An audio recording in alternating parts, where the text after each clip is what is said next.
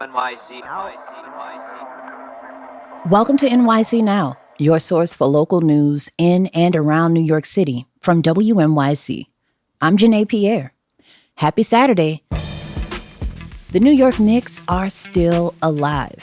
They made it out of the first round of the NBA playoffs, beating the Detroit Pistons 118-115 in Game 6 Thursday night. Jalen Brunson hit a deep three with mere seconds left to win it.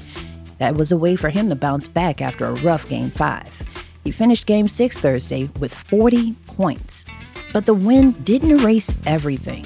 The Knicks blew a double-digit lead in the second half, got very little from the bench again, and they needed a last-second shot to survive. Next up, a second-round matchup against the defending champions, the Boston Celtics. Steve Popper covers the Knicks for Newsday, and he joins me now. Hey, Steve. Hi, how are you? Doing pretty good. You know, the Knicks made it, and it was a rough one. A win is a win, right?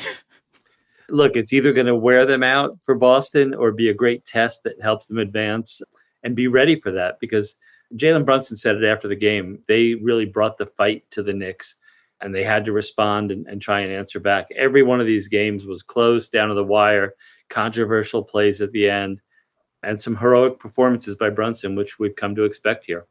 He definitely pulled it off for the Knicks. What stood out to you in the way that they closed this series against the Pistons?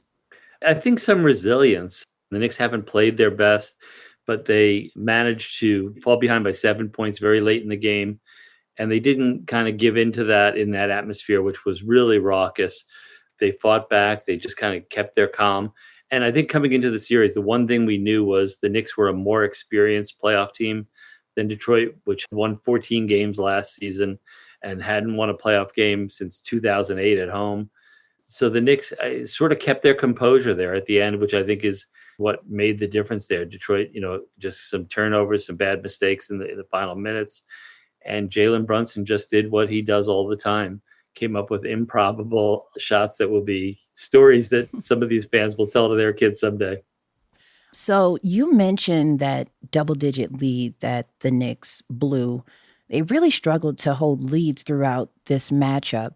What kind of concern does that raise heading into Boston?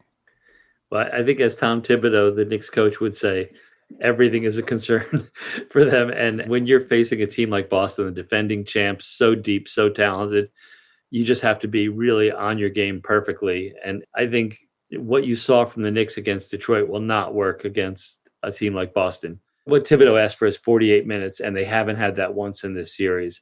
There were just these lapses. So I think for them, it's just got to be a focus and attention to detail that starts at the opening tip and just can't end until the final buzzer. I know one thing that's most frustrating is that the bench gave them almost nothing. Can they keep winning like this? If Jalen Brunson keeps scoring 40, they can. But look, I think it's got to be a team effort.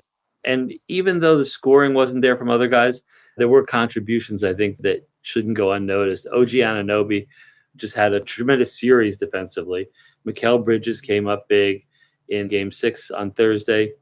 And I guess in this time of the year, everybody's playing their starters the most. Boston has a very deep team, but I don't think they'll go to it as much as they do in the regular season. You'd like to get a little bit more than the Knicks got, but it's going to be a 7-man rotation. I think every game you're going to see starters playing 40 minutes to match up with Boston's talent.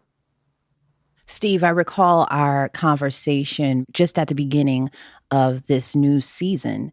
We talked about how the front office went all in.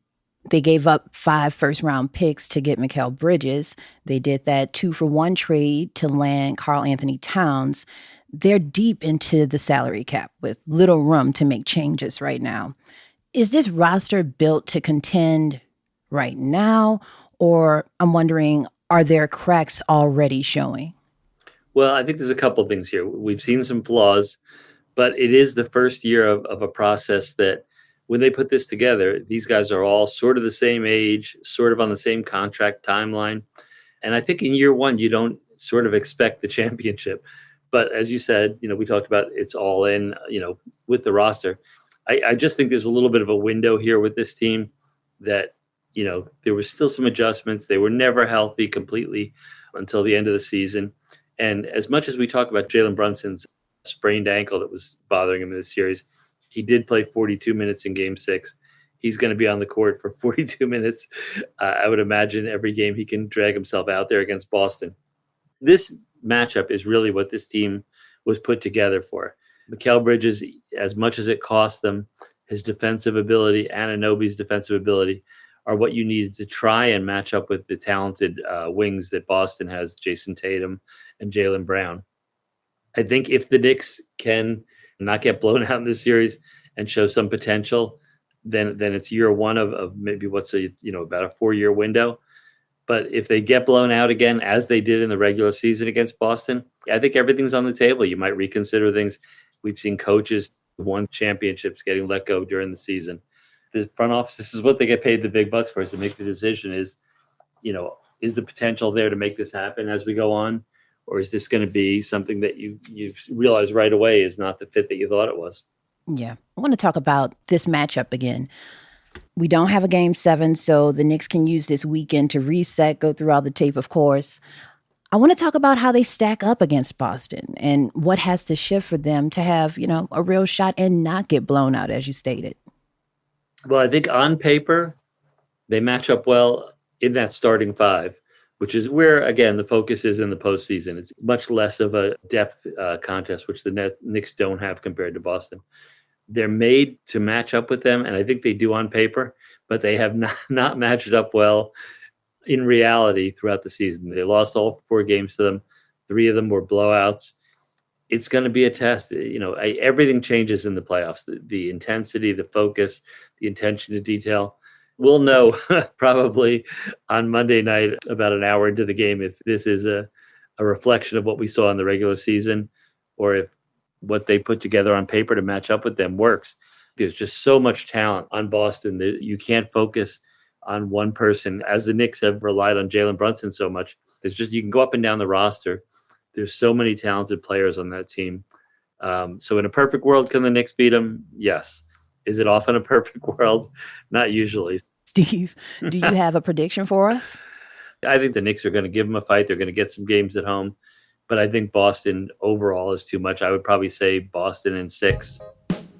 Boston in 6. All right. That's Steve Popper from Newsday. He covers the Knicks. Steve, thanks so much for your time.